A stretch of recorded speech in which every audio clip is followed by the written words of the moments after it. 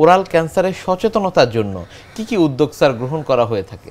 Oral ক্যান্সারের সচেতনতার জন্য প্রাইমারি উদ্যোগ হলো সেটা হলো প্রতি 6 মাস পর পর ডেন্টাল সার্জনের সম্মুখীন হবে, যাতে ওরাল ক্যান্সার কোনো সাইন সিমটম আছে কি না, কোনো লেশন আছে কি না, এটা আমরা ওভারলুক করা যায়, ক্যাচ করা যায়।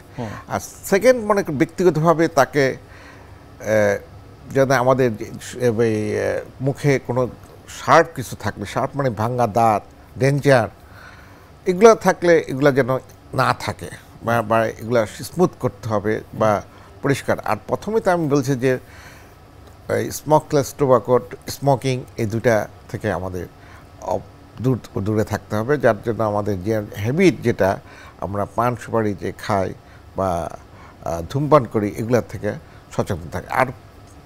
আর ভেজিটেবল জাতীয় সেট ফুড একটু বাড়াই দিতে হবে, যাতে আমরা রেড মিট, তাইলে ওরাল ক্যান্সার দূর থাকে। নিশ্চয়ই স্যার। সেক্ষেত্রে আসলে এই যে মুখের যত্ন, সেটি স্যার আসলে কিভাবে নিতে হবে? মুখের যত্ন, আমি মুখে কোনো অ্যাবনর্মালিটিস কিছু আছে কি না, দ্যাট মিনস কোনো বিশেষ করে ডেন্টিস্ট্রির কোনো প্রবলেম থাকে কি না, যদি দাঁত না থাকে, দাঁত ভাঙ্গা থাকে বা ডেঞ্চার ভাঙ্গা থাকে, এটা কারেকশন করানো উচিত। অনেক সময় অনেক সময় ক্যাপ করি আমরা, ক্যাপও ভাঙ্গা থাকে, শার্প থাকে, এগুলা। তারপরে বাইট হয় কি না, চিক বাইট একটা ফ্যাক্টর। তার মুখের ভিতরে কোনো কিছু যদি প্রি ক্যান্সারাস লেশন থাকে, দ্যাট মিনস লিউকোপ্লাকিয়া, ইরিথ্রোপ্লাকিয়া যেগুলো বলি আর কি, অনেক সময়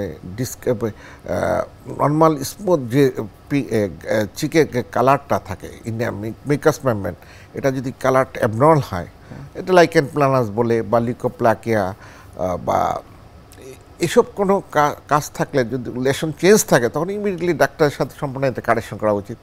আর এটা মানে নিজেরও খেয়াল করতে হবে, ডাক্তারও খেয়াল করতে হবে। নিশ্চয়ই।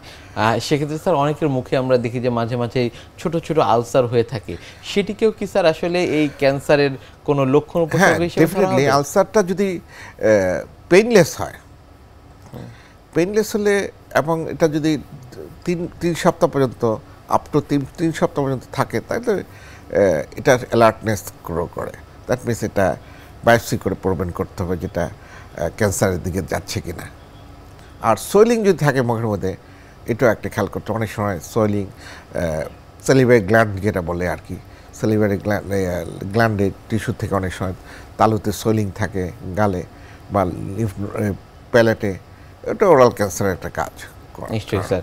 ওরাল ক্যান্সারের এই বিষয়গুলো নিয়ে আমরা আরও কথা বলবো, তবে তার আগে আমাদের এই অনুষ্ঠানের একটি নিয়মিত সেগমেন্ট হচ্ছে বিভিন্ন খাদ্যের পুষ্টি গুণাগুণ সম্পর্কে আমাদের দর্শকদের জানিয়ে দেওয়া।